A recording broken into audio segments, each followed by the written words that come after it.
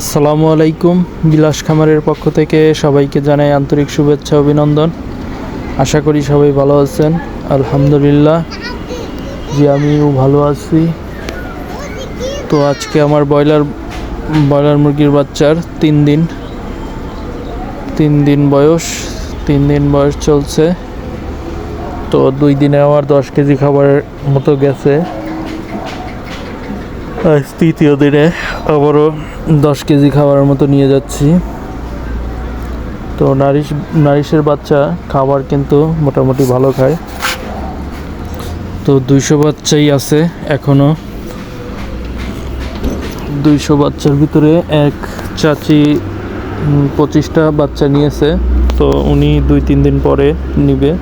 তো আজকে যেহেতু 3 দিন, তো হয়তো বা 5 দিন পর্যন্ত রাখতে পারি।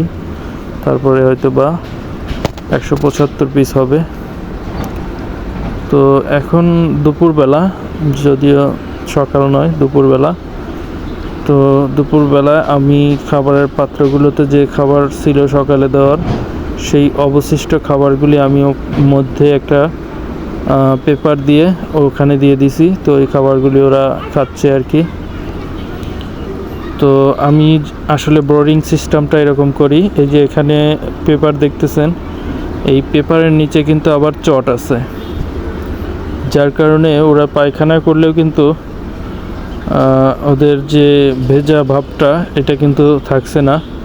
চটে খেয়ে মানে চটের উপরে ভেজাগুলি টেনে নিচ্ছে, আর নিচে তো তুষ আছেই, যার কারণে সবসময় একদম শুকনো থাকছে।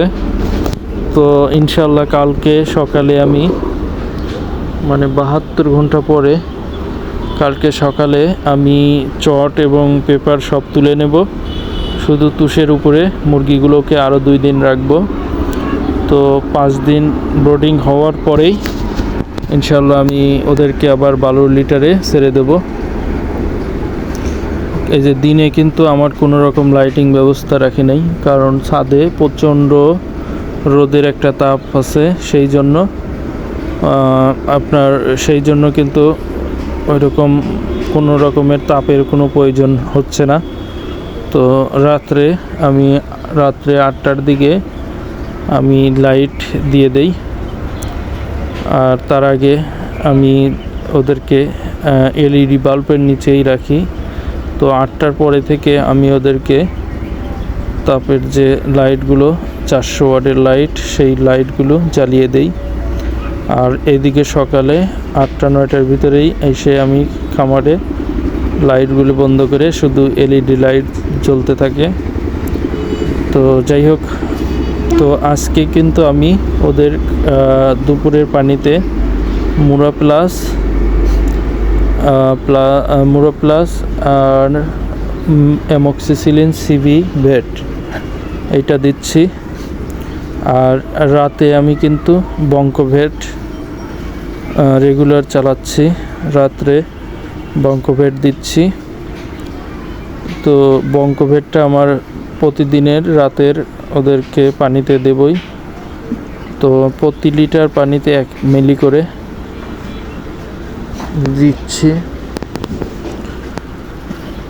অনেকে 1 লিটার পানিতে 2 মিলি করে দেন, সেই ক্ষেত্রে আমি আসলে 2 মিলি দেই না।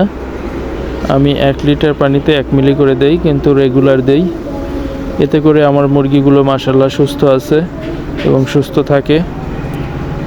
আর ইনশাআল্লাহ ভুট্টা ফার্মেন্টেশন আমি সম্ভবত 10 থেকে 12 দিন থেকেই শুরু করার ইচ্ছা আছে।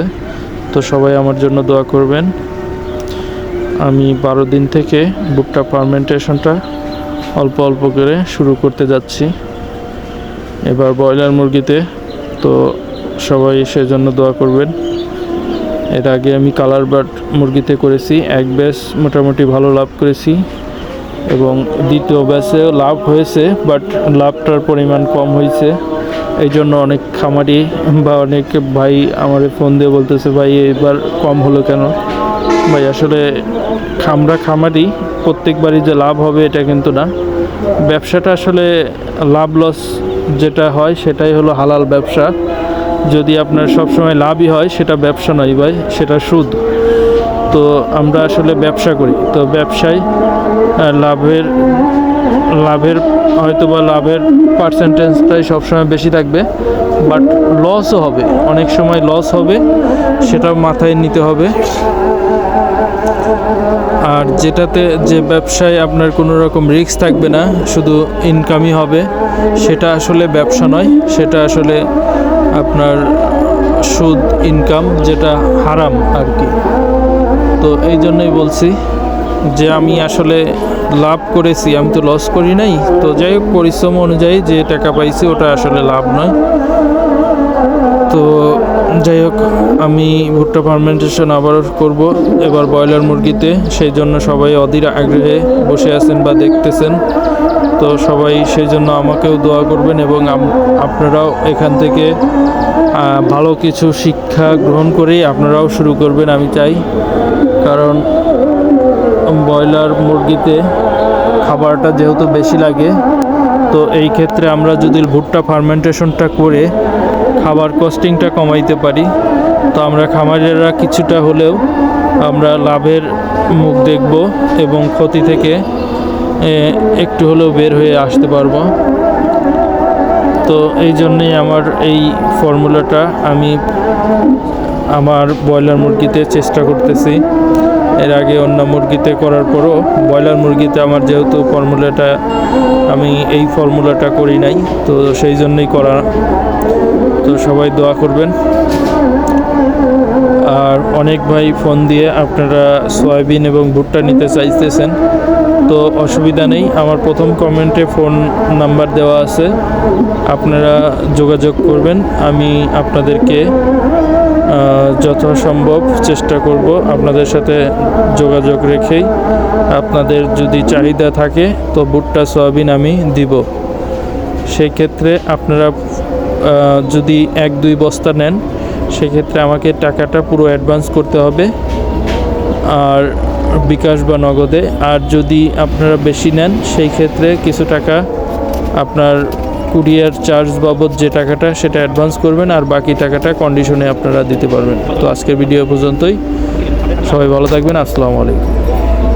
আমি যেভাবে আসলে ভাঙিয়ে দেই সেটাও আপনাদেরকে দেখিয়ে দিচ্ছি ভিডিওতে, তো আপনারা ভিডিওটি দেখে নেবেন, তাহলে আপনারা এখানে জানতে পারবেন যে ভুট্টা এবং সয়াবিন, এতে আপনারা ভালো রেজাল্ট পাবেন এবং এতে ফলাফলটা ভালো আসবে ভুট্টা ফার্মেন্টেশনের।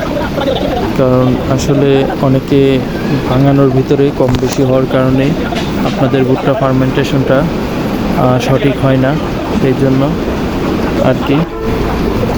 তো এই জন্য আমি বলতেছি যে ভুট্টা ফার্মেন্টেশনটা আসলে আপনারা সয়াবিন এবং ভুট্টা একত্রে ভাঙিয়ে নেবেন যতটুকু পরিমাণ প্রয়োজন। ব্রয়লারের ক্ষেত্রে আপনার 10 কেজিতে 3 কেজি, এবং কালার বাট সোনালি এবং দেশি মুরগি যে মুরগি হোক, মানে ব্রয়লার ছাড়া, সেইগুলির জন্য 10 কেজিতে 2 কেজি। তো এই যে দেখুন, আমি ভাঙিয়ে বস্তাতে একদম প্যাকিং করে দিয়ে দিলাম।